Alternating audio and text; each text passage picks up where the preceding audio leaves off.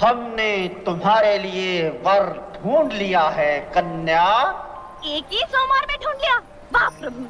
50 साल पहले सिनेमा के पर्दे पर आई फिल्म शोले के इस सीन ने आपको भी गुदगुदाया होगा।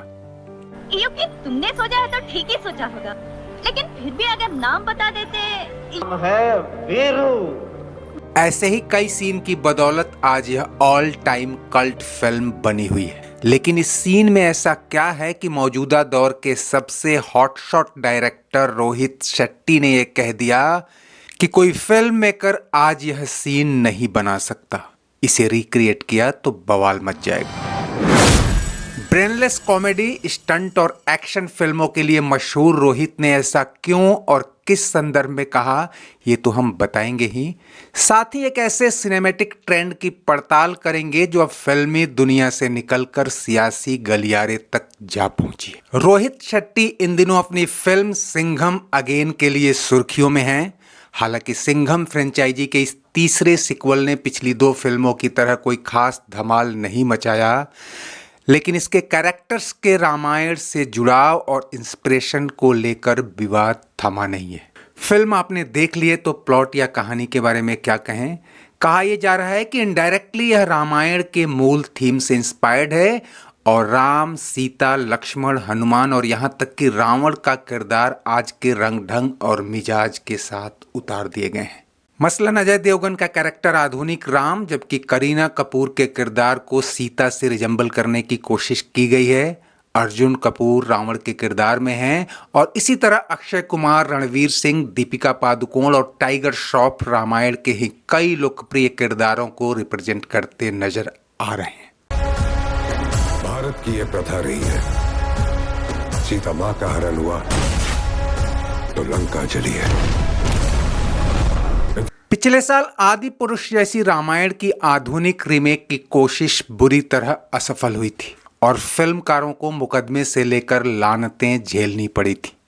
ऐसे में सवाल ये भी उठाया जा रहा है कि रोहित ने सिंघम 3 के लिए ऐसा जोखिम भरा प्लॉट क्यों चुना। हालांकि रोहित का दावा है कि उनकी फिल्म दूसरी फिल्मों से बिल्कुल अलग और नेक इरादे के साथ बनाई गई है। बजरंगबली का नाम लेकर तीसरी बार भी घुस जाते हैं। लेकिन अब रोहित को यह समझ आ गया है कि धार्मिक मुद्दों पर कुछ भी बनाना आज के समय में काफी चुनौती भरा है। एक इंटरव्यू में उन्होंने कहा कि आज आप कोई भी धार्मिक कहानी या प्रसंग लेकर चले तो आप नहीं जानते कि कौन सी बात पर कब कौन आपत्ति कर बैठेगा, किसे क्या बुरा लगे ये कहना मुश्किल है। और यहीं वो शोले के इस सीन का एग्जाम्पल देते हुए कह बैठे कि शोले में धर्मेंद्र और हेमा को लेकर भगवान शिव की प्रतिमा के पीछे जो प्रसंग रचा गया था, वैसा सीन आज कोई रिक्रिएट नहीं कर सकता, या कह लें कि ऐसा करने की कोई हिम्मत नहीं कर पाएगा। उनका इशारा हाल के वर्षों में क्रिएटिव फ्रीडम बनाम राजनीतिक विरोध के बढ़ते मामलों की तरफ था। और साफ शब्दों में कहें तो 70 के दशक से लेकर पिछले कुछ वर्षों तक बॉलीवुड में जिस बेबाकी और खुले तौर पर धार्मिक प्रसंगों, रीतियों, कुरीतियों को चित्रित किया जाता रहा है या कमेंट किए जाते रहे हैं, वो आज संभव नहीं है। बात शोले की चली है तो इसी से शुरू करते हैं। रोहित ने जिस सीन को आज के हिसाब से काफी स्पार्किंग या विवादास्पद समझा है, वो दशकों तक उस फिल्म का सबसे फनी सीन था और एक पूरी पीढ़ी उस पर लोट पोट होती आई है। लेकिन हाल के वर्षों में यह नैरेटिव राजनीति में गर्म हो चला है कि बॉलीवुड और सिनेमा की आड़ में एक धर्म विशेष और उसकी परंपराओं को नीचा दिखाना, उसका मजाक उड़ाना सोची समझी साजिश या प्रोपोगेंडा का हिस्सा है। ऐसे में यह भी कहा गया कि शोले का यह सीन बेहद आपत्तिजनक था।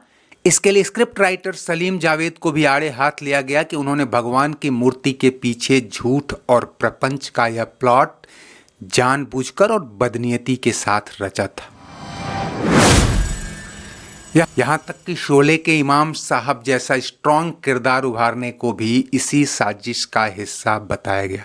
यह भी दिया गया कि राइटर जोड़ी अपनी सभी फिल्मों में गाहे बगाहे एक धर्म को नीचा दिखाने और दूसरे को आगे बढ़ाने का काम करती रही है। अब तो सोशल मीडिया से टीवी डिबेट्स तक में सवाल उठाए जा रहे हैं कि फिल्म दीवार में अमिताभ का किरदार अगर नास्तिक था, मंदिर और भगवान से नफरत करता था, तो बाह पर 786 का बिल्ला बांधने और उसके चमत्कारों में विश्वास करने का क्या तुक था।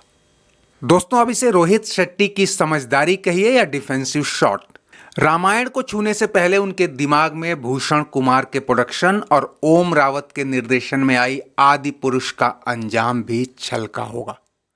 यह फिल्म भी नेक इरादे से ही बनाई गई थी और जब कहानी मनोज मुंशिर जैसे कथित राष्ट्रवादी या संघी धारा के कवि लेखक से लिखवाई गई थी तो विरोध की उम्मीद शायद ही किसी ने की थी, लेकिन इसके बचकाने प्रसंगों और गंदे मुंहफट संवादों का पूरे देश में विरोध हुआ और कई अदालतों ने क्रिएटिव फ्रीडम की आड़ में धार्मिक भावनाओं से खिलवाड़ के लिए फिल्म मेकर्स को कड़ी फटकार लगाई और मामला सुप्रीम कोर्ट तक पहुंच गया। सुप्रीम कोर्ट ने फिल्म मेकर्स को राहत दी और यह भी टिप्पणी कर डाली कि देश में टॉलरेंस का लेवल गिरता जा रहा है। लेकिन अब इस मसले पर टॉलरेंस और इंटॉलरेंस सियासी बहस का मुद्दा बन गया है और देश में लगभग दो फाड़ अपनी अपनी दलीलें हैं। एक धड़ा सलीम जावेद और कादर खान की कहानियों और किरदारों को ही नहीं, खान तिक्कड़ी को ही निशाने पर लेता आ रहा है। क्रिएटिव फ्रीडम की बात करने वाले लोग कश्मीर फाइल्स या केरला स्टोरी जैसी फिल्मों को प्रोपोगेंडा फिल्म बताते हैं। खैर, हम इस विवाद में नहीं पड़ना चाहते कि कौन सही है और कौन प्रोपोगेट कर रहा है, लेकिन आपको ऐसे वाकयों से रूबरू कराना जरूरी है कि कैसे हाल के वर्षों में धार्मिक फिल्मी प्रसंगों या संकेतों के खिलाफ विरोध की लहर तेज होती आई। पिछले साल एक तमिल फिल्म आई थी अन्नपूर्णी, जिसमें सनातनी शाकाहारी हीरोइन को दूसरे धर्म का बॉयफ्रेंड समझाता है कि वाल्मीकि रामायण में लिखा है कि भगवान राम मांसाहारी थे, तो तुम इतना क्यों घबरा रही हो। इसी फिल्म में वह हीरोइन एक कंपटीशन में बिरयानी बनाने से पहले नमाज पढ़ती नजर आती है। आमिर खान के फिल्म पीके से लेकर अक्षय कुमार की ओ माई गॉड तक ऐसी टीका टिप्पणी हुई है जो शायद आज किसी फिल्म में हो तो बवाल मच जाए। यहां तक कि सलमान और शाहरुख की कई फिल्मों को कहा गया कि ये पाक परस्त अमन की आशा ब्रिगेड की करतूतें हैं। बॉलीवुड में ऐसी फिल्में भले ही कम हो गई हों, लेकिन साउथ खासकर तमिल में तो ऐसी फिल्मों की बाढ़ आई हुई है। इनमें सनातन, ब्राह्मणवाद या सवर्ण जातियों को ही निशाने पर लिया गया है। पिछले साल लीना मणिमेकलाई की डॉक्यूमेंट्री फिल्म काली के पोस्टर में काली को सिगरेट पीते दिखाया गया था। ऐसे ही अंतर जातीय प्रेम संबंध या विवाह को या फिर जातीय या धार्मिक टकराव को फिल्म का केंद्रीय विषय वस्तु बनाया गया है। तो ये तो हम सब जानते हैं कि कला क्रांति की जनक है। फिल्मों के जरिए हम समाज की कई कुरीतियों और गलत चीजों को सुधार सकते हैं, लेकिन यहाँ सबसे बड़ा सवाल यह कि इसके लिए किसी एक ही धर्म को फिल्मी लेबोरेटरी में क्यों लाया जाए। खैर, सबसे अहम बात यह कि कला और क्रांति तो ठीक है, लेकिन इनके इर्द गिर्द पूंजी, पैसा और सियासत भी है। इनके घालमेल से कई चीजें गुमराह हो जाती हैं। ऐसे में कह सकते हैं कि जब जिसकी सरकार तब उसके एजेंडे वाली फिल्म है। फिलहाल इस बारे में आप क्या सोचते हैं, हमें कमेंट बॉक्स में जरूर बताएं और चलते चलते वीडियो को लाइक, शेयर और सब्सक्राइब भी कर लें। शुक्रिया, नमस्ते, आभार।